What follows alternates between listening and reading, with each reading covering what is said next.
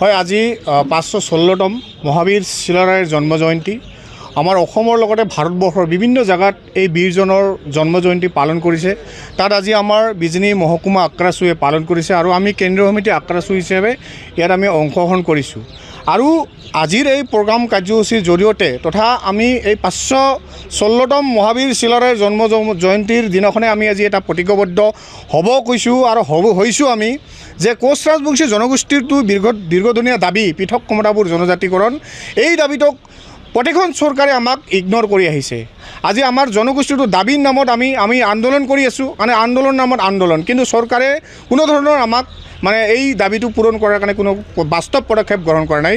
গতিকে আজি আমি এই চিলাৰায়ৰ জন্ম জয়ন্তীৰ দিনতে আজি আমি আক্ৰাচুৱে তথা কোচ ৰাজবংশী সমাজে ইয়াতে প্ৰতিজ্ঞাবদ্ধ হৈছোঁ, যদি চৰকাৰে কোচ ৰাজবংশীসকলৰ যি দীৰ্ঘদিনীয়া দাবী পৃথক কমতাপুৰ আৰু জনজাতিকৰণৰ সমস্যাটো আগুৱাই লৈ নাযায়, আমি কিন্তু মহাবীৰ চিলাৰায়ৰ বংশ চিলাৰায়ৰ জন্ম জয়ন্তীত আজি আমি প্ৰতিজ্ঞাবদ্ধ হৈছোঁ যে আমি চিলাৰায় দিৱসৰ পিছতে কিন্তু আমি আক্ৰাচুৱে তথা কোচ ৰাজবংশী জনগোষ্ঠীৰ সমাজে একদম চিলাৰায়ৰ যি আদৰ্শ নীতিগত আমি আগত থৈ কিনে আন্দোলন কৰিম। তেতিয়া কিন্তু চৰকাৰে ক'ব নোৱাৰিব যে কোচ ৰাজবংশীসকলে আইন কিয় হাতত তুলি ল'লে। গতিকে আমি কোচ ৰাজবংশী জনগোষ্ঠী আমি আন্দোলনমুখী আৰু আমি আন্দোলন আগবাঢ়ি লৈ যাম এই জনগোষ্ঠীটোৰ জনজাতিকৰণৰ ক্ষেত্ৰত। সৌদিনা বিজনীত বড়ো সাহিত্য সভা অনুষ্ঠিত হ'ল আৰু চাওক, কোন জনগোষ্ঠীয়ে বা কোন সাহিত্য সভাই কোচ ৰাজবংশীসকলৰ জনজাতিকৰণ বিৰোধিতা কৰে সেইটো আমি কোচ ৰাজবংশী জনগোষ্ঠীয়ে সেইবিলাক আমি আওকাণ নকৰোঁ। কথা হৈছে কি, কোচ ৰাজবংশী জনগোষ্ঠীটো এটা খিলঞ্জীয়া জনগোষ্ঠী, ইয়াৰ ভূমিপুত্ৰ হয়। গতিকে ইয়াত কোনোবা বিৰোধিতা কৰে, কোনোবা ছাপোৰ্ট কৰিলে ৱেলকাম, বিৰোধিতা তেওঁলোকে কৰিব পাৰে, তেওঁলোকৰ বেছিক কি আছে আমি নাজানো। কিন্তু আমি জনগোষ্ঠীটো এটা প্ৰাপ্য জনগোষ্ঠী, আমাৰ দীৰ্ঘদিনীয়া যি দাবী পৃথক কমতাপুৰ। আজি চাওক, আজি বিজেপি চৰকাৰক মই স্পষ্ট ভাষাৰে ক'ব খোজোঁ, তেওঁলোকে হিন্দুৰ কথা কৈ থাকে। আজি কোচ ৰাজবংশী জনগোষ্ঠীটো কিমান বিপদত পৰি আছে। আজি চাওক, আজি ধুবুৰীখন তেওঁলোকে এখন মিনি বাংলাদেশ বুলি ক'ব খোজে। তো মিনি বাংলাদেশত আমাৰ কোচ ৰাজবংশীসকলেতো আছে, তাত হিন্দুসকলে আছে। তো আপোনালোকে কোচ ৰাজবংশীসকলক তাত জনজাতিকৰণ দিয়া প্ৰটেক্টেড কিয় নকৰে ৰাজনৈতিকভাৱে? তো কথা ক'লে নহ'ব। আমি চৰকাৰক এটা কথাই ক'ব বিচাৰিছোঁ, আপোনালোকে চালে বেৰে কথা ক'লে নহ'ব। কোচ ৰাজবংশীসকলৰ যি দীৰ্ঘদিনীয়া দাবী আছে জনজাতিকৰণ, ইলেকশ্যনৰ আগতে আপোনালোকে ঘোষণা কৰক, নহ'লে কিন্তু কোচ ৰাজবংশী জনগোষ্ঠীসকলে আপোনালোকক এইবাৰ ইলেকশ্যনত কিন্তু আপোনালোকক একা দিব। জাৰিৰ আগতে আমাৰ কোচ ৰাজবংশীসকলক ৰাষ্ট্ৰপতি উদ্যানক জৰিয়তে আমি জনজাতিকৰণ বিচাৰিছোঁ। স্পষ্ট কথা, আমি চিলাৰায় দিৱসৰ পিছতে আক্ৰাচুৱে অলৰেডি আক্ৰাচু আন্দোলন ঘোষণা কৰিছে আৰু এই আন্দোলন ধাৰাবাহিকভাৱে চলিব, শক্তিশালী ৰূপত চলিব।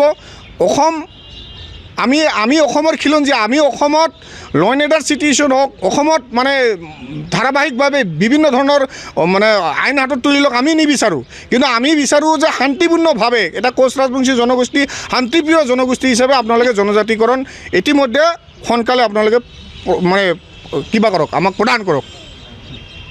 চাওক, আজি কোচ ৰাজবংশীসকলৰ এটা বিশেষ দিন, যে কোচ ৰাজবংশীসকলৰ যি ইতিহাস, যি ৰজা আছিলে বিশ্ববীৰ চিলাৰায়ৰ আজি 516তম জন্ম জয়ন্তী।